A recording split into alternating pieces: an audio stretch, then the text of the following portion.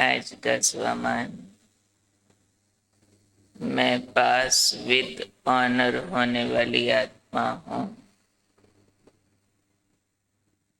Pass with honour होने के लिए सबसे बड़ी बात क्या है? बाबा के पास रहना। जो मन बुद्धि से जितना बाबा के समीप रहते हैं, उतना सब प्रकार के आकर्षणों से मुक्त होते जाते हैं। उसके लिए आज बाबा ने सावधानी दी है कि संग की संभाल करो, क्योंकि बाबा के पास रहना माना बाबा का संग करना, और बाबा का संग चाहिए तो दूसरे संग छोड़ने पड़ते हैं, क्योंकि दोनों साथ साथ नहीं चलता। आज बाबा ने समझाया कि बच्चे, अगर बाप के समीप रहना पसंद है तो माया के आकर्षणों से बचकर रहो। जो अनेक प्रकार के संग माया के आकर्षित करते हैं, आकर्षण करने वाले, उन सभी से दूर रहो। उसकी आज बाबा ने लिस्ट बड़ी वंडरफुल सुनाई है। ऐसे ऐसे संग बाबा ने सुनाए हैं जिसको हम कभी संग समझते नहीं हैं। मोस्टली तो हम देहधारियों के संग को संग समझते हैं, और उसमें भी थोड़ा कोई पर चिंतन करने वाला होता है या ऐसा कम धारणाओं वाला होता है, तो हमें ध्यान जाता है कि बाबा ने ऐसों के संग से बचने को बोला हुआ है, बाकी ध्यान नहीं जाता है। आज बाबा ने संग की लिस्ट में सबसे पहला बताया अपने ही व्यर्थ संकल्पों का संग। माया के आकर्षण करने वाले व्यर्थ संकल्प, व्यर्थ संकल्पों का संग कैसे है?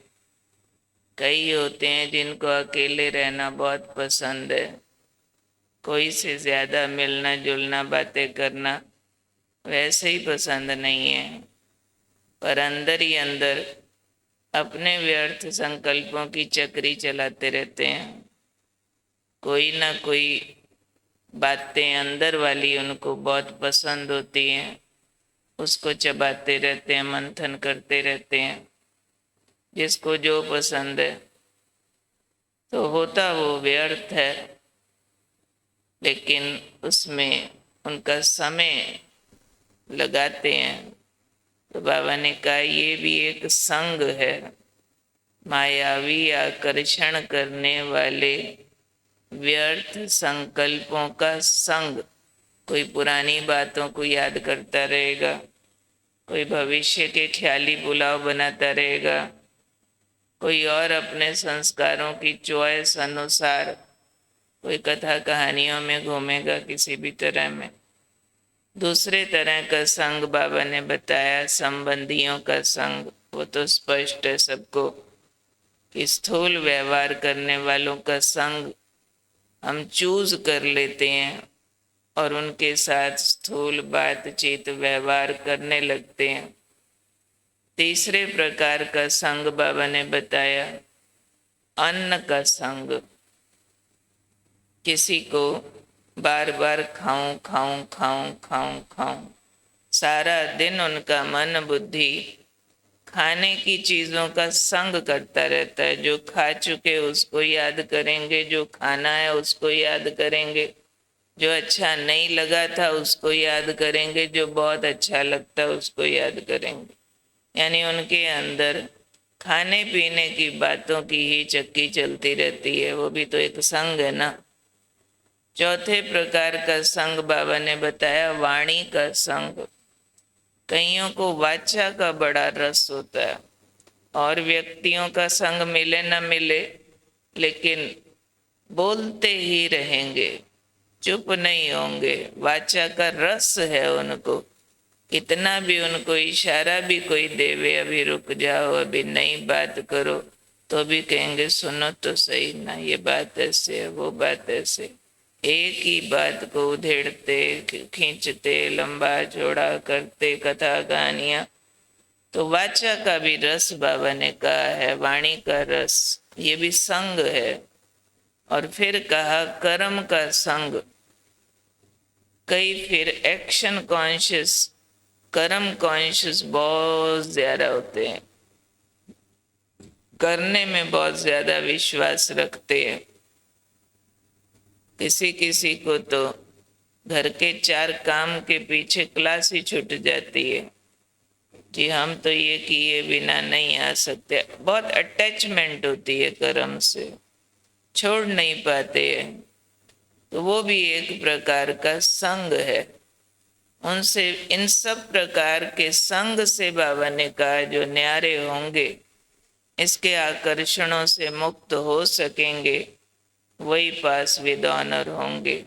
तो ये आज का वरदान बहुत सूक्ष्म गति का वरदान है, इसको सूक्ष्मता से समझना है। मुख्य बात है पास विद ऑनर माना जिसके मन बुद्धि को केवल बाबा आकर्षित करे। और ये सूक्ष्म सूक्ष्म बातों को आकर्षण न समझने के कारण उसमें इन्वॉल्व भी होते रहना, और ये भी समझते रहना कि मेरा तो बाबा से बहुत प्यार है, ये एक तरह का रॉन्ग एस्टिमेशन हो जाएगा। तो बाबा अपने को ठीक परखने के लिए आज हमें ये सब बात सुना रहे हैं कि अपने को चेक करो, वाणी का रस तो नहीं है ज्यादा, खाने का रस तो नहीं है, कहीं संबंधियों के आकर्षण में तो नहीं उलझते रहते हैं, अपने ही व्यर्थ संकल्पों के संग में तो नहीं चक्की चलाते रहते, कर्म का संग तो नहीं खींचता रहता। तो बाबा ने आज का चेक करो, कोई भी प्रकार के संग का आकर्षण पास विद ऑनर बनने नहीं देगा। पास विद ऑनर माना बाबा के पास रहना। तो फिर बाबा ने शर्त लगा दी है कि अगर बाप के समीप रहना पसंद है तो इन सब प्रकार के संग से दूर रहो। बात क्लियर हुई है ना? है बहुत गुह्य गति की बात, जिस पर मैं समझती हूँ शायद अटेंशन कभी गया ही नहीं होगा। कोई व्यर्थ संकल्प खाली बैठा चला रहा हो, मानेगा कि मेरे को कुसंग मिला हुआ, कि ये भी कुसंग है।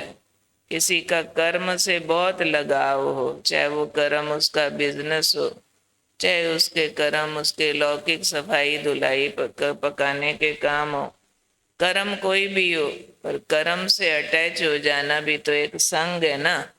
तो उसको कभी समझते हैं हम कि ये संग ले रहे हैं, हम नहीं महसूस होता है। इसलिए आज के वरदान को हम दोबारा चिंतन में लाएंगे और उसकी गहराई में जाएंगे, ताकि हम ठीक से संग की संभाल कर सकें। वाणी का भी संग, यानी बोल बोल के भी मजा ले रहे होते हैं, तो बोलने का जो रस है वो भी खींचे नहीं आत्मा को, जितना चाहिए उतना बोला, फिर न्यारा हो गया। तो आज का दिन मैं कौन हूँ? पास विद ऑनर होने वाली आत्मा हूँ। आज का स्वच्छता के लिए पॉइंट, पर चिंतन पर दर्शन, मुक्त होने के लिए महावाक्य। पर चिंतन 1-2 सेकंड में पूरा नहीं होता है ना।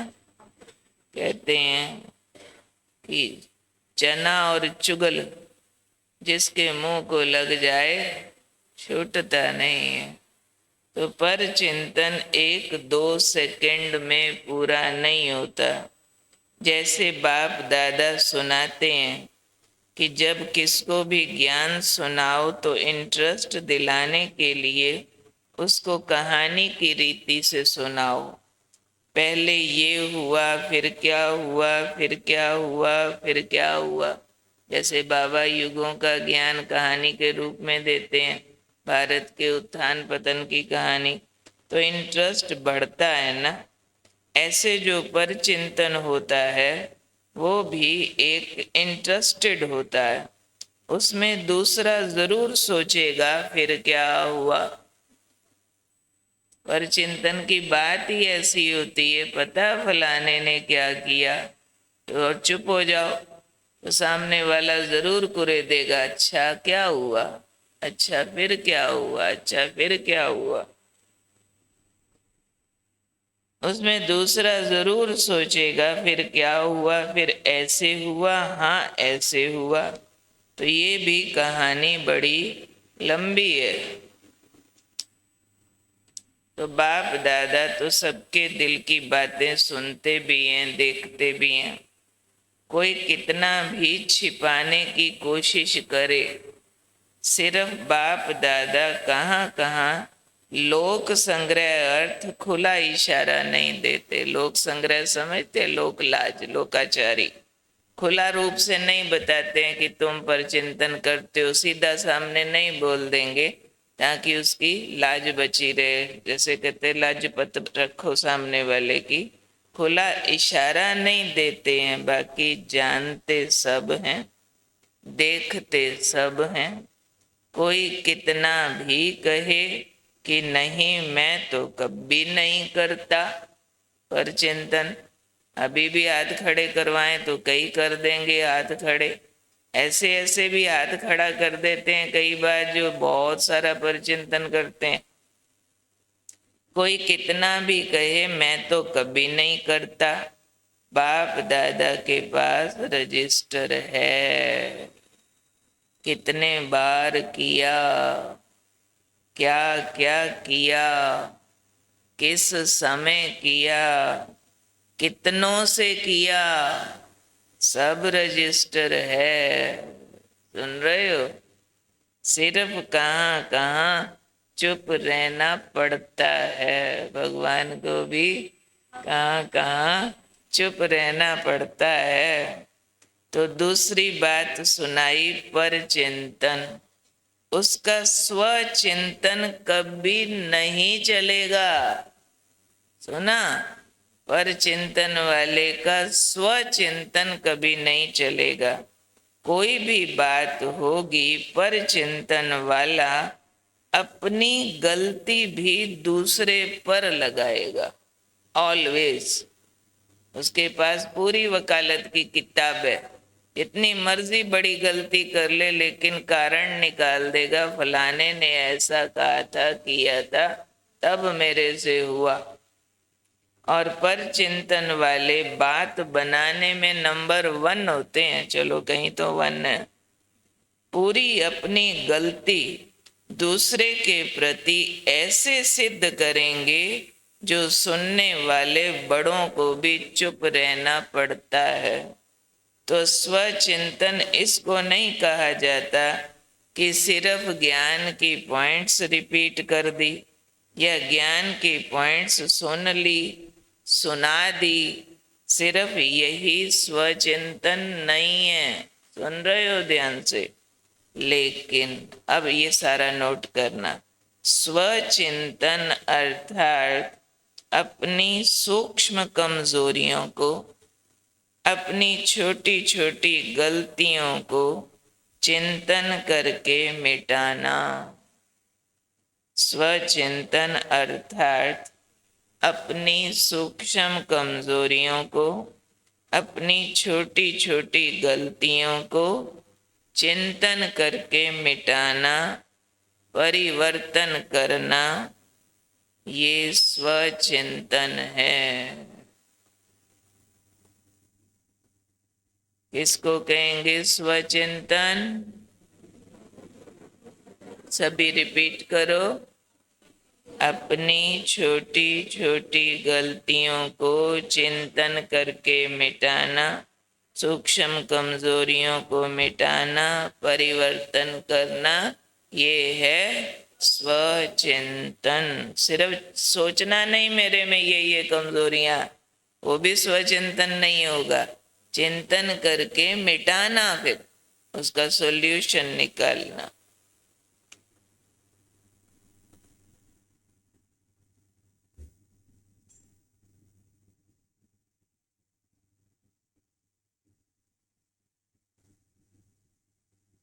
अच्छा जी, आज का चिंतन का पॉइंट स्वमान। मैं स्वचिंतन द्वारा स्वपरिवर्तक आत्मा हूँ। मैं स्वचिंतन द्वारा स्वपरिवर्तक आत्मा, पास विद ऑनर हूँ। लिखने का पॉइंट तो आजकल